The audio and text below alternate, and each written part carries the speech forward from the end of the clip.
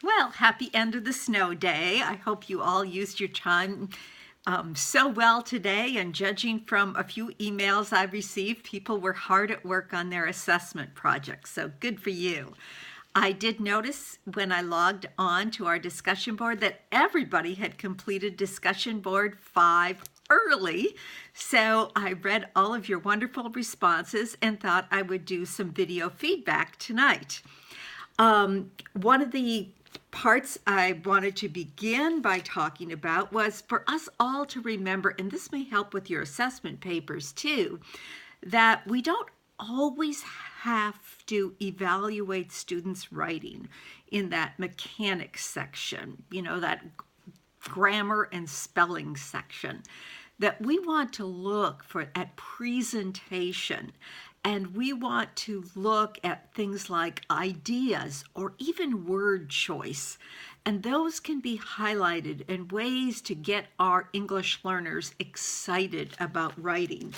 One book that I recently have been reading is this book on talking, drawing, and writing.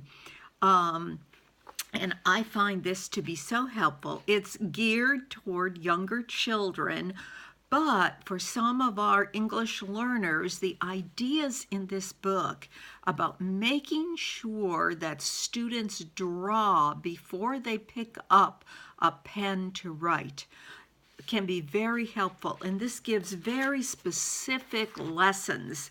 There are things like listening for sounds and going back and touching sounds in words as you articulate those sounds for students. So this is a great book to take a look at if you have a chance. And then I love word study. It's one of my favorite things to do, and in fact, I'm going to be teaching a whole class on that online in the summer. But one of the key components from that word study article is Hellman talks about how in Spanish, there really are no different sounds for vowels. The way we have short vowels, long vowels, are controlled vowels, the schwa sound. So it's really important to be very explicit with our students about the different vowel sounds. And one of the things that I find especially helpful, and I know many of you early elementary teachers do this all the time, but it's particularly important for our English learners to use picture sorts before looking at the writing, because this helps them to orally hear those sounds. And so they can hear the medial in sun or in ham. So having them kinesthetically sort those pictures is an important component for all of our English learners.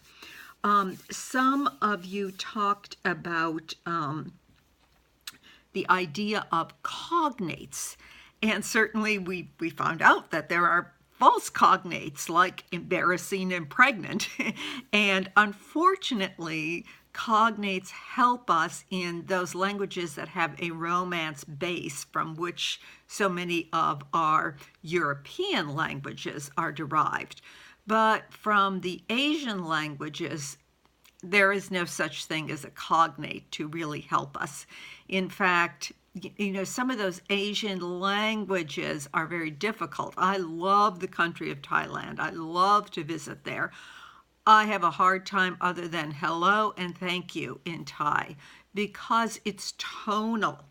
And, some of it depends on the pitch of your voice, which is such a concept to me that I have never been able to grasp. And I find it always helpful to, really work with those kinds of things because it shows me the kinds of difficulties that speakers of English might have. Fun fact for you. Think about the words love, give, have. We might say that all three of those words and others like them don't follow that vowel, consonant, silent E rule. But you know what? It's because of the monks. that originally were writing those words because they were afraid that if they just wrote them with the V, because they all have the V before the E, that people would get confused and think, oh, is this a V or a W? So they put the E on the ends of those words. And that's why those words don't follow that most common long vowel rule of vowel, consonant, silent E. So let's go back to the Greek and Latin roots, and I want you all, oh, please, please go back to our discussion board 5 and read Anna's post on superheroes and what a fabulous idea that is to encourage our students to learn and use Greek and Latin roots.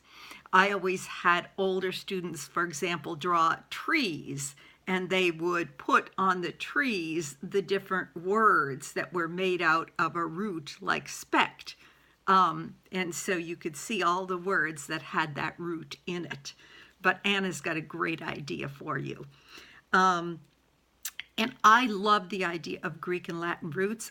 If I were still teaching first grade, I'd be teaching my first graders a Greek and Latin root at least once a week during morning message, and we would highlight it all week long and be on the lookout for words with those roots.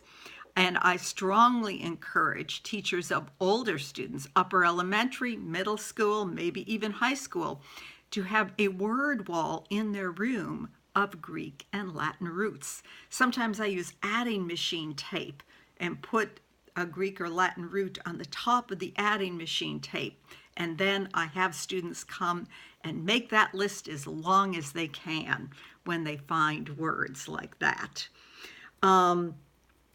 Let's see, some of you talked about the difficulty in asking students to sound out words. And oh my, yes, that is very troubling sometimes. And even with my grandson these days, I catch myself doing it. Well, sound it out, Bennett.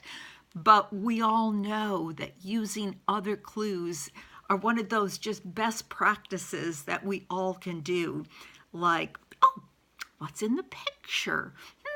What do the other words around it make us think that word might be? Or sometimes just simply telling them the word so they don't lose the flow of the reading is helpful. I'm looking at my notes here. Let's see. I loved the idea that so many of you discussed the fact that our ELLs are all different. Our Spanish speakers are all different. Some of them come from a strong educational background. Some students had interrupted schooling. Some students may not have been to school at all. Some students may have had traumatic experiences. And we can all think of students that might come from Spanish-speaking countries that have experienced trauma. We have students coming from refugee camps. And so we have to, just as we would with any of our students, get to know their backgrounds because that is so important. So, thanks for listening. I hope you all have a great rest of the week, and be sure to email, text, or call with questions. And oh, please help me out by doing the course evaluation. Thanks so much.